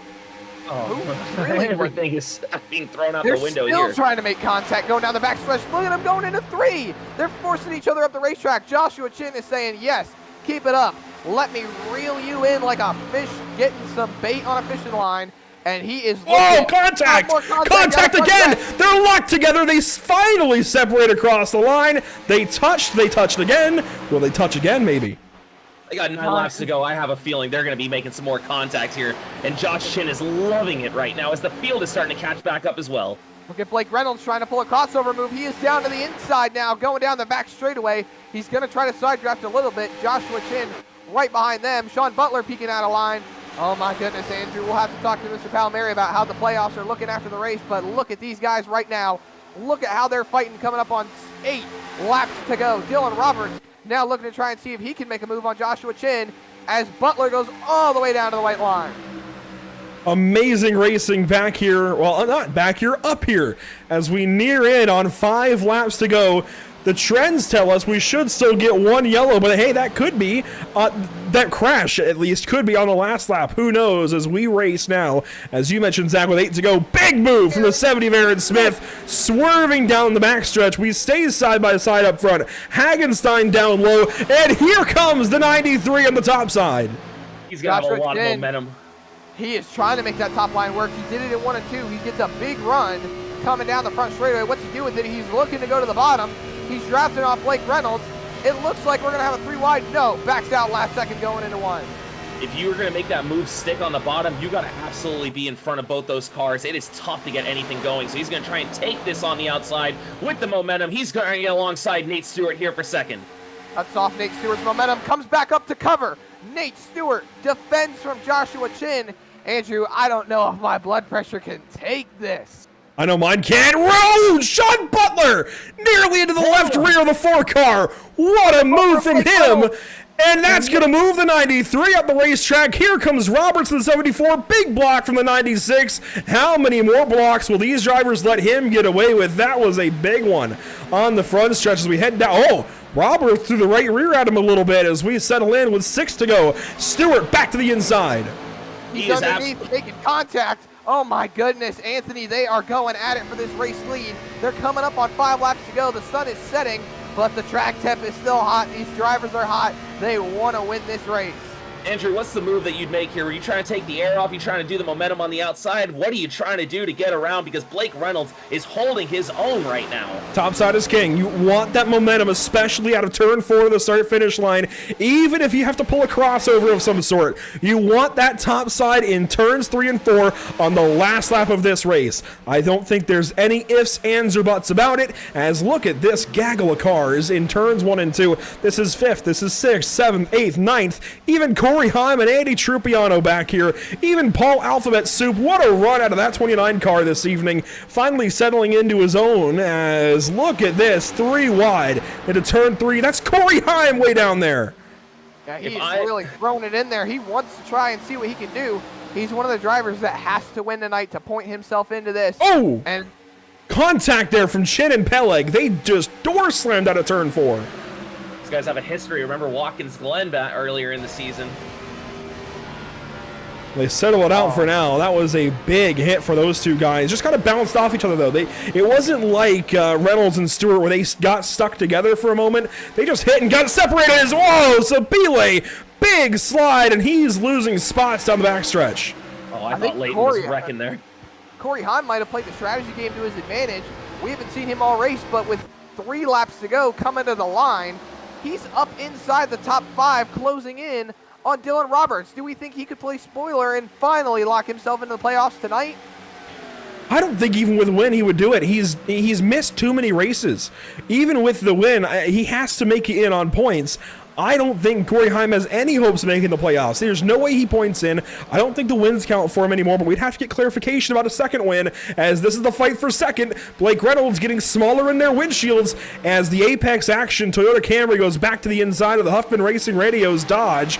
This is side by side for second. Stewart inside, Butler outside. These guys race a lot throughout the week in several different leagues. They're experienced racing each other, but this is all going to come to a precipice at some point. We got 2 laps to go here. And just absolutely, Blake Reynolds is loving seeing these cars side by side here. Just absolutely running away with it here. It's Nate Stewart and Sean Butler side by side going in turn 1. Yeah, these drivers are just trying to figure out what they can do. Hopefully they can get a caution here within the next half a lap. But I don't know, Andrew. These drivers are still just trying to fight and claw for every single point they can get. But Blake Reynolds has a 0.7 of a second lead as they are 3 wide, rolling through 3 and 4. Nate Stewart up the racetrack, a little bit of contact with Sean Butler, but I don't think it's going to be enough. We're coming back to the white flag. Was a big send there from Corey Heim. He got to second briefly, goes down and covers up the 74. The big block there as we take the white flag. Brought to you by Whiplash Simcams into turn 1. Big send again from Corey Heim. He's going to move the 4 car up the racetrack this time. Stewart, though, able to cut the wheel and get down to the bottom side of turn 2. He's going to set up for a move in 3. Out ahead of these guys, Blake Reynolds problems. Sean Butler and Dylan Roberts hard into the inside wall on the last lap. He goes back up the racetrack. He'll keep it out of traffic as Blake Reynolds will round the final 2 corners at Michigan International Speedway and finally get himself a win this season in the Untitled Friends League. It's the Follow Splash and Go Graphics 160, and it belongs to car 66. What a heck of a race. They're wrecking on the front. We got trouble back here. Who is that wrecking? That's one of the... Oh my goodness! Over there, but it looks like a 74. Oh my goodness, they are wrecking very hard on the front stretch. Someone's hood came across the line to finish the race there. I think that was Dylan Roberts. I'm not quite sure, as we've still got cars all over the place on the front stretch. But Blake Reynolds, your winner here tonight at Michigan. Hopefully we can get some information on what the playoff picture looks like right now. But you can say for certain that Blake Reynolds is locked in to compete for a championship. We'll take it all one step at a time. But yeah, you see car 66, Nitro Circus on the side, comes down to the front stretch and is going to celebrate. Love that metallic red. Absolutely a race-winning paint scheme. Finally, the race-winning driver gets the race win that he's been deserving all season long. Finally going to put the 66 in victory lane. It's been a long time coming for this guy. It really has, at least this season. So many races that he absolutely could have and maybe should have won. It finally happens here at Michigan International Speedway. Oh, how sweet that must be for that candy apple number 66. Love the purple accents everywhere. Maybe not the dominating run that he would have liked at some point, Zach, but 18 laps led, victory lane, and he was already locked in, but this just kind of reaffirms it, and this improves his seed for the playoffs. Absolutely. Blake Reynolds being able to take this win tonight, it's going to really help his momentum moving forward, as we've only got 4 races in the playoffs, people. 4 races. It is go big or go home for these drivers. The wins help, especially with giving them those extra points, those extra bonus points to be able to hold on to those spots, and hopefully Blake Reynolds will see himself fighting for a championship at the end of this season. And Andrew, I was on the edge of my seat this entire race. The literal entire race. When was the last time you could say that as Blake Reynolds blows that motor up in victory lane? I'm not sure the last time I could say that. I really am not sure. Anthony, do you have a guess? I mean, this was a race like no other. It really, really was. And there aren't many leagues that can do it quite like these guys did it this evening. The UFL Elite Series, while there's highs and lows, this was one of the highest highs you could possibly ask for. This was maybe the best race of the season, and we still have 4 to go. Oh yeah, no, this is an absolute awesome precursor here for the playoffs we got going on. Next week at Richmond's got me very excited. I can't think of the last time we had this level of excitement on a non-plate race. My brain wants to say Atlanta last season when we kept it caution-free to the end, but that's technically a plate race now if you want to call it that. So, yeah, that was awesome. That was a great race, and congratulations to Blake Reynolds. Well-deserved. He had a very fast car, but, man, it didn't come without the trials and tribulations, didn't it? That was a heck of a run by a lot of good drivers in that top 12 there at the end. Race results up on your screen now. Blake Reynolds, the victory lane. Corey Heim comes from out of nowhere, goes second place. What a run. Didn't even start with the field this evening. Started from the pit lane, I think 1 lap down, and Corey Heim finishes second. Nate Stewart third. He sat on pole tonight and is going to punch his way into the playoffs for sure. Sean Butler, a great run. Aaron Smith will keep himself in the playoffs. Clutch activities there from Aaron to get back into the top 5 and hold himself in the playoffs after that run last week at Brazil. Leighton Sabile 6th. He should point in. We'll talk more about the points. We're going to take it one step at a time. We don't want to make too many assumptions, but he's got so many points on Herschel. He was already ahead of Herschel after the stage. I think Leighton Sabile is definitely in the playoffs. And I think Herschel and Taylor might be fighting for a spot that doesn't really exist, because Andy Trupiano finishes 7th and takes a bunch of points home for himself. Sean Pedley will stay in for sure. And Paul Mikolajczak, I think that's how you say it. What a day for him. 9th place in that 29 car, cementing himself as a full-time UFL driver, just ahead of Josh Chin, who won stage 1, and I think still has the most points when it's all said and done for the regular season, Zach. Yeah, absolutely. Joshua Chin just full send this race, being able to do everything he can to hang on to that. Kosminianashu brings it home 11th. Morgan Bard, Ryan Vargas, Adam Kodal, Doug DeNice, Gabe Herschel having a solid day. He might have been able to point himself into the playoffs tonight, especially with drivers not showing up. It's definitely going to be a close one. Alex Bates doing everything he can to salvage a good night. Andrew Schwartz should be able to secure his spot into the playoffs as well. Manon Rahman and Dylan Roberts rounding out your top 20 here tonight. Going through 21st, Dylan Smith, Jonathan Palmieri, a tough race out there, and playoff bubble driver Jonathan Taylor, 23rd. Had Ryan Pastana tonight in 24th. He kind of had an up and down night. Tough night for Chris Sweats as well in 25th. You know, he's a driver that was on the bubble. He finished a lap down. Not sure what happened to him there, that he ended up going a lap down. Evan Allen, the survivor of the Lickety-Loo cars in 26th. Dylan Poteet, 27th. Tristan Hagenstein, you know, I didn't get a chance to say he was having a great run up there in the top 10 earlier. Unfortunately, 28th. 29th for Walker Skeeter, and 30th for Jared Wakefield. Now seeing where Chris Wetz finished, that last spot might still be open for Herschel, Taylor, and Wetz to fight over. I'm not sure how the points are going to sort out just yet. We should get an update here shortly. I know Palmieri is working on it, Hagenstein too, I'm sure. Everybody is trying to get that sorted out, but for now, we'll leave that kind of up in the air, and we'll come back to that, recap that before we sign off this evening. A lot of activity going on around that cut line. There we go. Let's take a look at the rest of the field. Paul Hemus, Alexander Di Mantova completing the 33 cars that took the green flag. Blake Reynolds to victory lane tonight in one of the most exciting finishes we could possibly ask for. It didn't require contact either. A lot like that Valley Star Credit Union 300 finish, it didn't require something crazy to happen. Just straight up good racing between these guys at the end, and Blake Reynolds goes to victory lane, and that's something we've been waiting to say all season, Blake. You finally get that win that's been oh so elusive several times I can think of. You maybe should have had that checkered flag. Tonight you finally get it. How does that feel? Feels great, honestly. Like you said, I feel like I should have had one by now, but couple, probably handful of second place, third place finishes. I honestly thought my first win would probably come in the playoffs, but hey, I think this is the regular season finale, I think, right?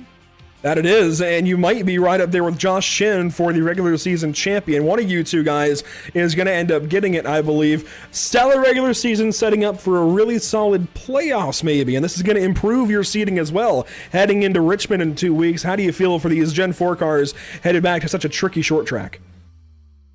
Well, I can already see my right foot hurting because we're never going to be going full throttle there. There's no way.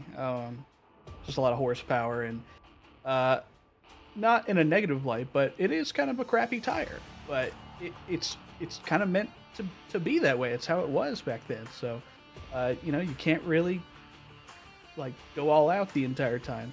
Here tonight, though, I mean, tires were on fire, but it didn't seem to matter. Everyone was just lights out from the get-go. I'm just really glad to get a win for Nitro Circus, Sim Racing, and Next Level Racing, Penguin RC, Apex Gaming PCs.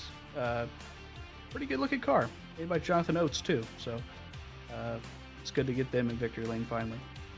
Really love the paint scheme. How about that contact, though, with Nate Stewart in that last run? Was it just incidental? What was going on there? I think it was just a little bit of net code. The right rear is on these cars. They scanned a car with a lot of skew, so the right rear just hangs out a little bit more, makes the car seem wider than it actually is. So I just think we grabbed a little weird. But yeah, and I don't think we lost any speed. If anything, it kind of helped because the entire field was like, whoa. Well, there you go. Blake Reynolds, the victory lane this evening. A solid battle between you and Nate, Corey, everybody else out there. Congratulations. You won a difficult one, that's for sure. We're looking out for car 66 now in the playoffs. All right, thank you.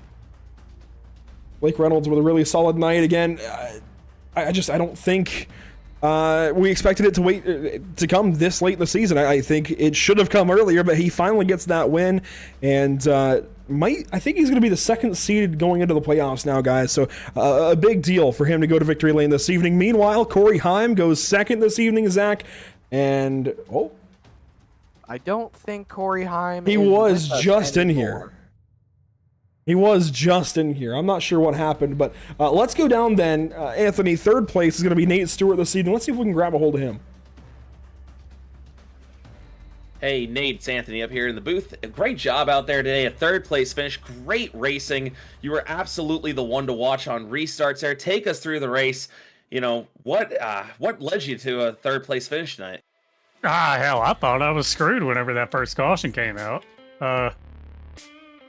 Because I knew we weren't going to be able to go the distance, or well, not the first caution, but the first the caution in the middle of the first stage during pit cycles. So I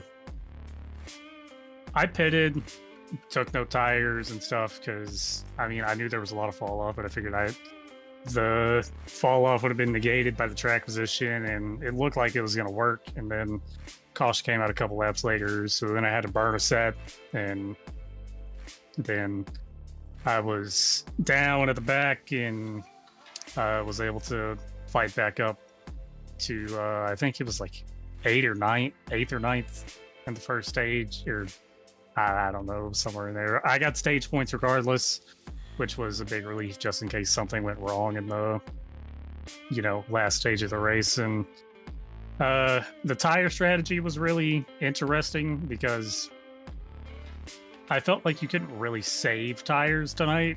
You could try, but it's just so easy to slide this car, especially here, because there's not a lot of grip and all that. So it was definitely interesting.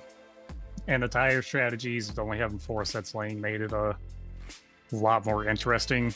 And then in the last stage, you know, I just wanted to stay up front as much as I can. And then, you know, me and Blake were having an awesome race. Blake's one of my more favorite people to race. He's one of my better friends, and me and him always have a good time together. So that was a lot of fun being able to do that. And fortunately, we just got net code stuck together on the front stretch, which wasn't ideal, but you know, sometimes things happen, and I'm glad we were able to keep going from that and then just bring it home third. Yeah, you kind of answered the second question I was going to have there, so I gotta regroup. But that final run between you and Blake was amazing. I mean, is there anything that you think you could have done differently to maybe come away with a victory today? Maybe waited a couple laps to start going and save my tires just a tiny bit more, but I don't think there was really anything I could have done. Blake is a former Coke Series driver. I've been trying to get there, but haven't yet. So I mean, he's got a lot more experience on me. I've learned a lot of things from Blake. So I mean,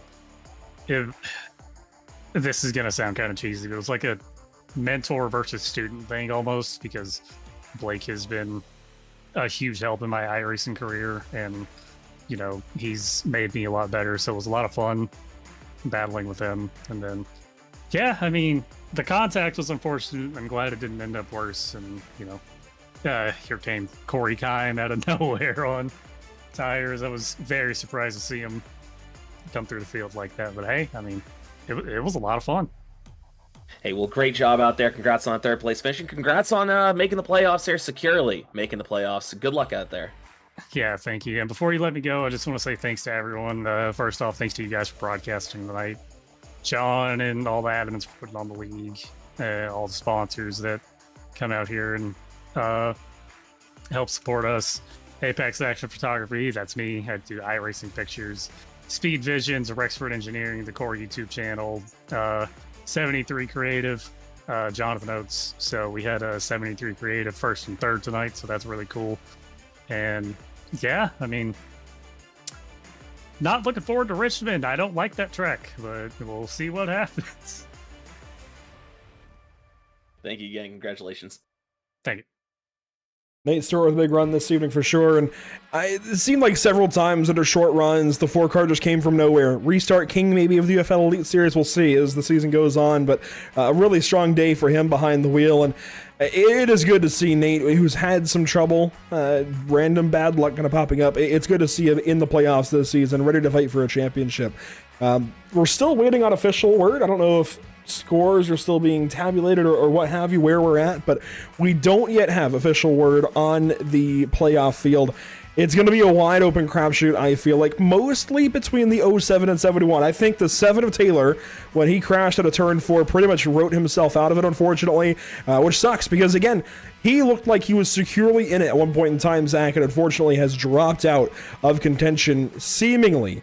Anyways, dropped out of contention. Before we go any further on the show, I do want to give a big shout out, though, to our partners here at Pit Stop TV, of course, Whiplash SimCams, ATVO, and CC's Business. And a big shout out as well to Splash and Go Graphics and the Splash and Go Graphics. Follow Splash and Go Graphics 160 at SNG_graphics on Twitter, Splash and Go Graphics on Facebook. Guys, this was one really cool way to close out the regular season.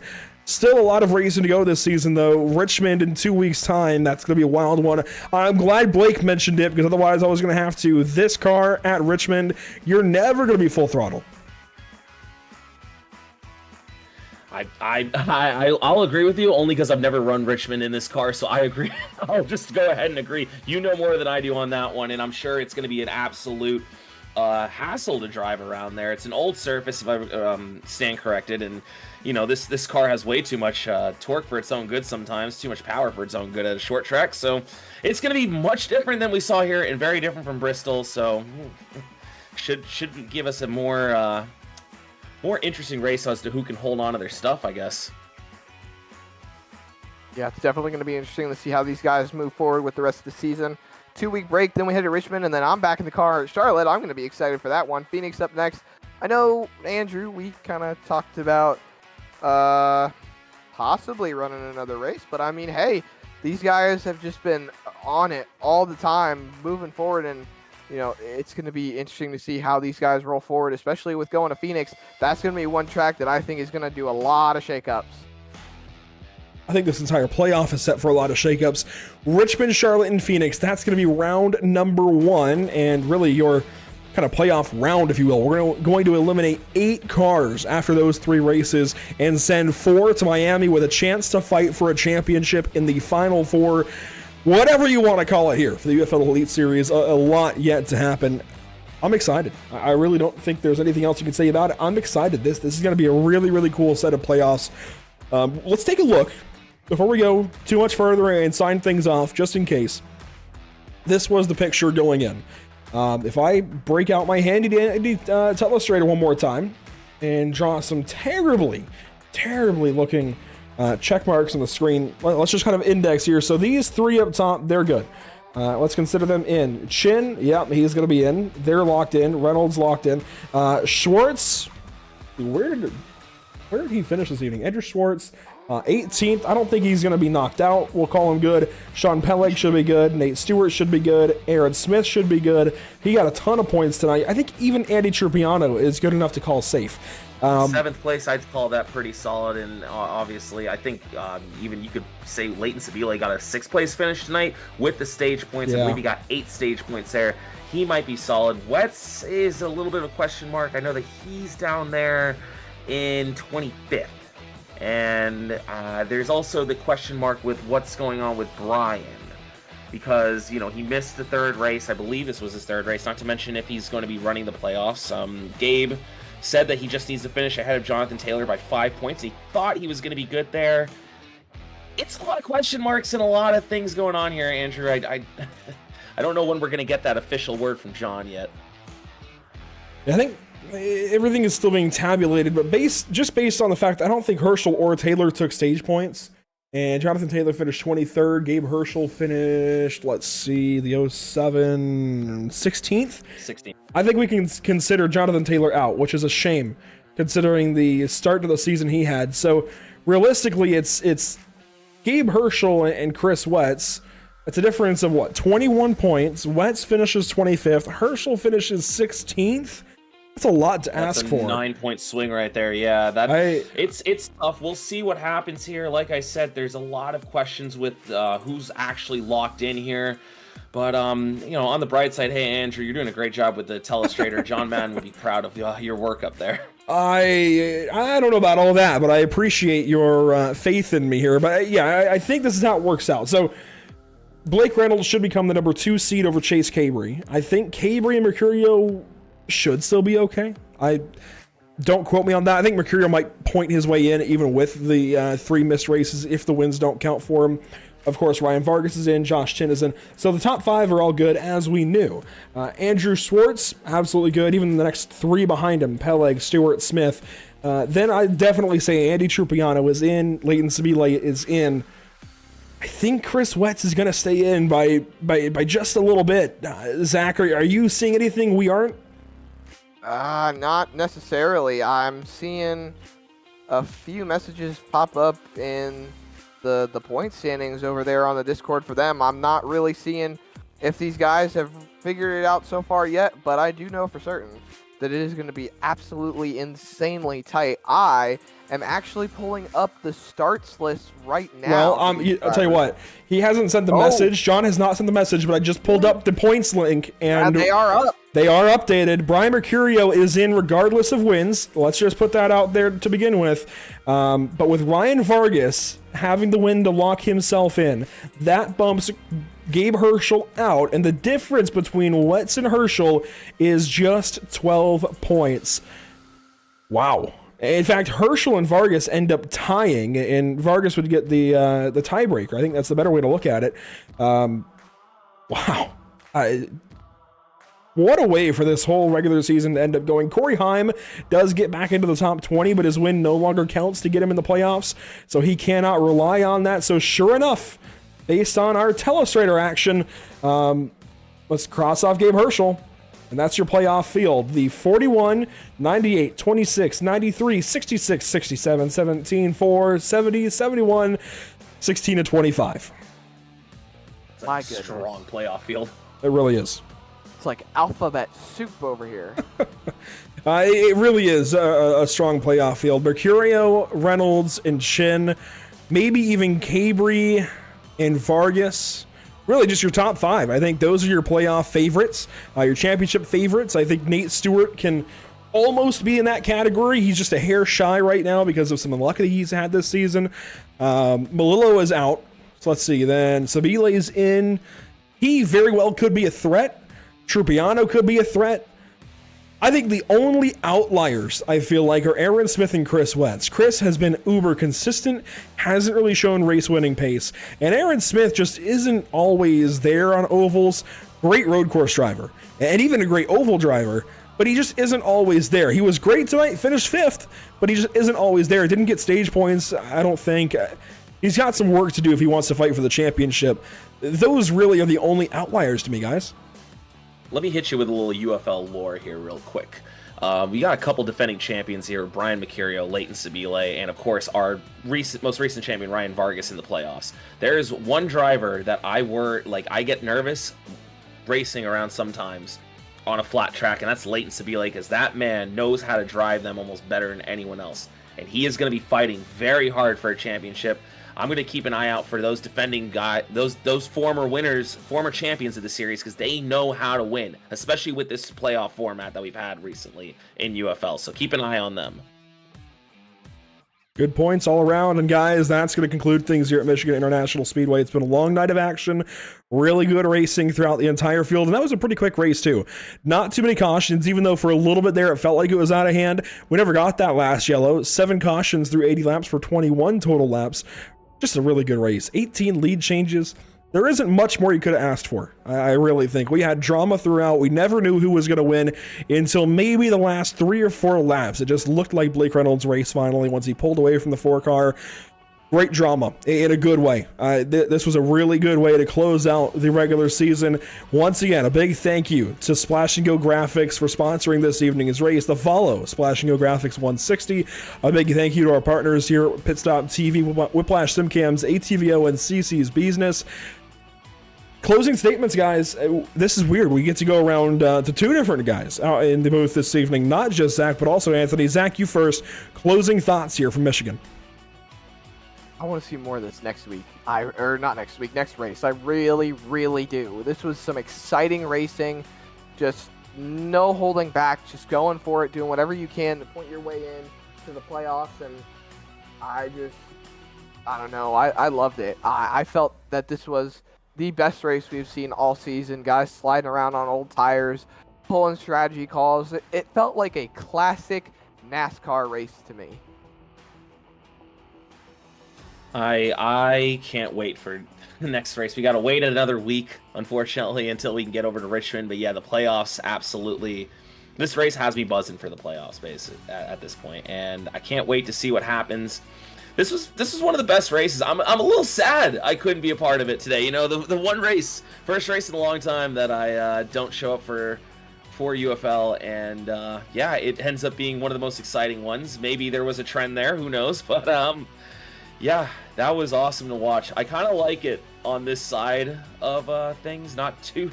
Still stressful. That was very stressful for some reason those last 15 laps, because I had no idea who was going to win. I had no idea if they were all going to wreck each other. They were all under a blanket.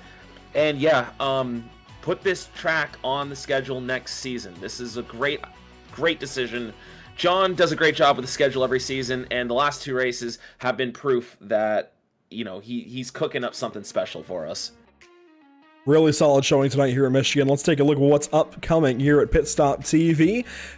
3 broadcasts in 2 days. That's what's coming up next. As October 1st, we've got a doubleheader for you.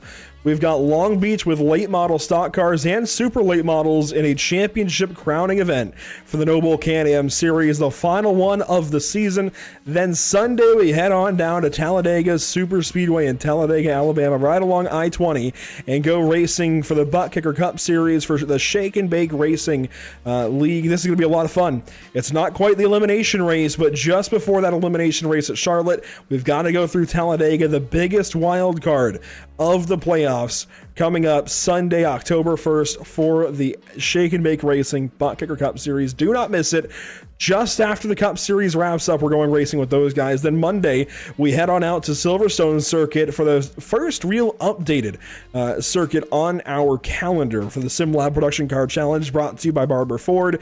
We've got Mustangs, we've got Renault Clios, we've got Toyota GR86 cars, and hey, we've even got Mazda Miatas out there. 4 different classes going racing on Monday. You know, it's not date 2, it should be Oct 2, October the 2nd. We go racing on Monday evening. Anyhow, we are set. That is the playoff field as we went over the course of the evening. 12 drivers now into the playoffs, ready to fight for a championship. Blake Reynolds cements himself as, I think, the number 2 seed. Watch out for that 66 car. All will start to unravel in just a couple of weeks. Richmond Raceway next up for this UFL Elite Series, and you can get involved. These guys are still looking for race sponsors. Get in touch with the UFL Elite Series on Twitter at UFL Tweets, or with Jonathan Palmieri directly to get involved. I believe it's $25 per race. Hey, maybe we see left turns, loud noises back on for a race. That would be pretty cool. LTLN, big shout out to them, and big shout out to Anthony Rotolo joining us this evening. But that will do it this evening from Michigan International Speedway. Once again, thanks for joining us. My name is Andrew Cardinale IV. For the first time in a while, we've had 3 in the booth. Myself, Zach Murtis, and Anthony Rotolo. Thanks so much for joining us. We will see you next time. Richmond Raceway next up, but don't forget, doubleheader on Sunday. We'll see you there.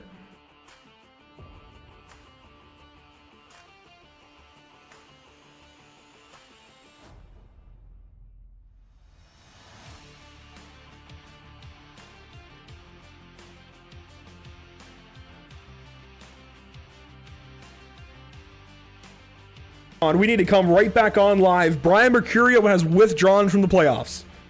Gabe Herschel is in. I just saw that as soon as I told Zach and Anthony next to me we were clear. I saw that come through. Jonathan Palmieri has let us know that Brian Mercurio has withdrawn from the playoffs. 3 wins this season. He's not racing for a championship. That bumps Gabe Herschel in. Guys, reactions. Wow. NASCAR's added a 13th car. That's unbelievable. Yeah, Gordon, anybody? This is giving me those vibes. Wow. I mean, hey, we found out right away. Good on Brian for letting us know that he's not going to be able to compete for a championship. Gabe, you just got handed a hall pass, basically. Go get it. Now that you are in the playoffs, go get it. Go prove to them why you're in there. That's crazy. That's wow. That is a huge development. Right as we were signing off, we will sign off once again. Thank you for joining us this evening. Big thank you to those partners on the bottom of the screen in audio, ATVO, Whiplash Simcams, OBS, and iRacing.com. That was our overreaction segment of the broadcast. Gabe Herschel in the playoffs. We've got an exciting playoff coming up. Make sure to join us. 2 weeks, October the 11th, I believe. We go back racing from Richmond Raceway. Make sure to join us. We'll see you next time.